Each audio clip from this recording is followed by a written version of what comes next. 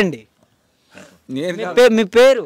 నా పేరు సామిరెడ్డి. సామిరెడ్డి గారు ఏం చేస్తుంటారు? మేము వ్యవసాయం చేస్తాం. వ్యవసాయం చేస్తుంటారు. ఏంటండి మరి పరిస్థితి ఏ విధంగా ఉంది? ఈయన చంద్రబాబు నాయుడు గారి కూటమి ప్రభుత్వం అధికారంలోకి వచ్చి ఒక 14 నెలలు పూర్తయింది.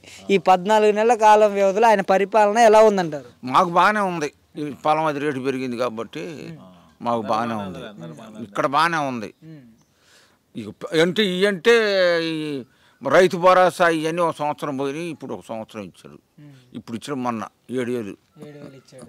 మొన్న ఒక సంవత్సరం పోయాయి. 2,000 ఇచ్చారులే మొత్తం కలిపి.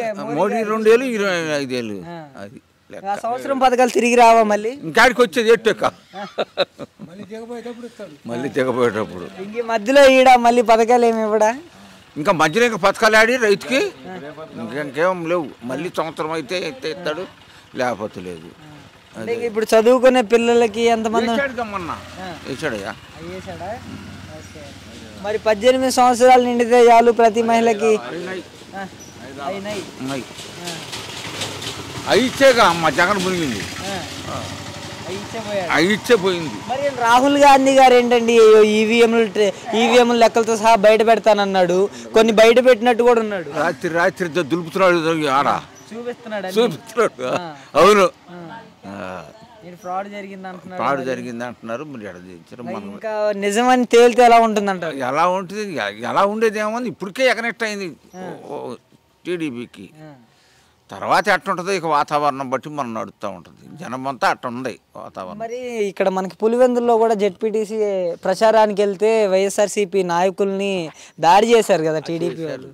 మరి ఎలా చూడొచ్చు? అవి మనం చూసేది ఏముంది, అక్కడ పరిస్థితి అక్కడే ఉంటుంది, మన పరిస్థితి మనకు ఉంటుంది. మాకైతే గోళ్ళ బాళ్ళు ఏం లేవు ఇక్కడ. టీడీపీ వాళ్ళు వైసీపీ వాళ్ళు అందరు జాగ్రత్తగానే ఉంటున్నారు.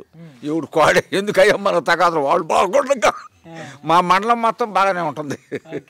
అది కాదు. మరి ఇప్పుడు టీడీపీ అధికారంలో ఉందని వైసీపీ వాళ్ళ మీద దాడులు చేస్తున్నారు. మాకు తెలియదు ఆ గొడవలో. ఇక్కడేం లేవు, మా మండలంలో ఏం లేవు. మా మండలం మొత్తం ప్రశాంతంగానే ఉంది, అంతా బాగానే ఉంది. ఉద్యోగాలు మా ఊళ్ళో కూడా టీడీపీ వాళ్ళు వైసీపీ వాళ్ళు కూడా అంత జాగ్రత్తగానే కలిసే ఉంటున్నారు. అవి ఎందుకయ్యా మనకు తగాదలో ఎవరి పని వాళ్ళు చేసుకుందాం అన్నట్టు ఉంటున్నారు. మీరు వైసీపీ? మేము వైసీపీ.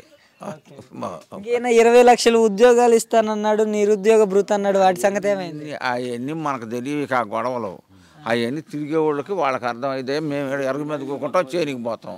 అదిగో ఈ అడుగు టీడీపీ అడుగు లంజోడు చెబుతాడండి. ఓకే, పరిస్థితి అయితే అలా ఉంది ఇప్పటికైతే. ఇక్కడ ఏం లేదయ్యా, గొడవలు ఏమి లేవు. పథకాలు అయితే అంతంత మాత్రం అంతే. అది